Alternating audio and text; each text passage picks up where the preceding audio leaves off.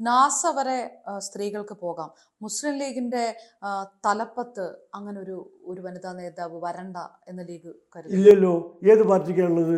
നിങ്ങൾ എന്തിനാ മുസ്ലിം ലീഗിനെ മാത്രം ടാർഗറ്റ് ചെയ്യുന്നത്?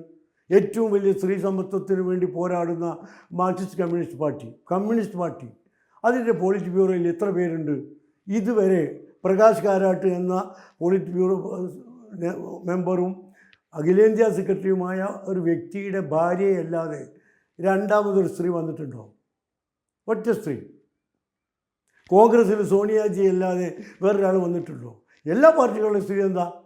പകുതിയിലധികം ജനസംഖ്യയിൽ മോർ ദാൻ 50% എന്ന് പറഞ്ഞാൽ പകുതിയിലധികം സ്ത്രീകളാണ്. ഏത് പാർട്ടിയുടെ MLA-മാരിലാണ് 50%? പോട്ടെ 25%, 10% സ്ത്രീകളുള്ളത്. CPM-ന് പക്ഷേ എത്രയോ വനിതാ മന്ത്രിമാരുണ്ടാകുന്നു. എത്രയോ എവിടെയാ? 20 മന്ത്രിമാരിൽ ഒരു സ്ത്രീ ഉണ്ടാവും. അതാണോ മോർ ദാൻ 50%-ന്റെ പ്രാതിനിധ്യം? ഇപ്പോഴത്തെ മന്ത്രിസഭയിൽ ഒരു സ്ത്രീ അല്ലല്ലോ ഉള്ളത്. 2 പേര്. അങ്ങനെ ചൂണ്ടിക്കാണിക്കാൻ ലീഗിന് ആരുണ്ട്? എത്ര പേരുണ്ട്? ഞങ്ങളെ അസംബ്ലിയിലേക്ക് മത്സരിപ്പിച്ചില്ലേ? ഞങ്ങളുടെ പാർട്ടിയുടെ സെക്രട്ടേറിയറ്റിൽ വനിതകളില്ലേ?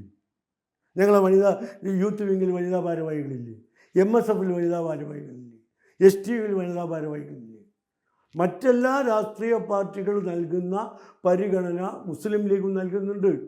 ബൃന്ദ കാരാട്ട് പ്രകാശ് കാരാട്ടിന്റെ ഭാര്യ ആയതുകൊണ്ട് മാത്രമാണ് പോളിറ്റ് ബ്യൂറോയിൽ ഇടം പിടിച്ചത് എന്നാണ് ലീഗ് പറയുന്നത്. അല്ലെങ്കിൽ എന്തുകൊണ്ട് വേറൊരു സ്ത്രീ വന്നില്ല? അല്ല എന്ന് നിങ്ങൾ പറയുന്നുവെങ്കിൽ എന്തുകൊണ്ട് മറ്റൊരു സ്ത്രീ വന്നില്ല? പിണറായി വിജയൻ്റെ 2ാം ഊഴത്തിൽ KK ശൈലജ ടീച്ചർ അവരുടെ മഹത്തായ സേവന പ്രവർത്തനങ്ങൾ കൊണ്ട് അവർ മുഖ്യമന്ത്രി സ്ഥാനത്തേക്ക് വരുമെന്ന് പ്രതീക്ഷ ഉണ്ടായിരുന്നില്ലേ?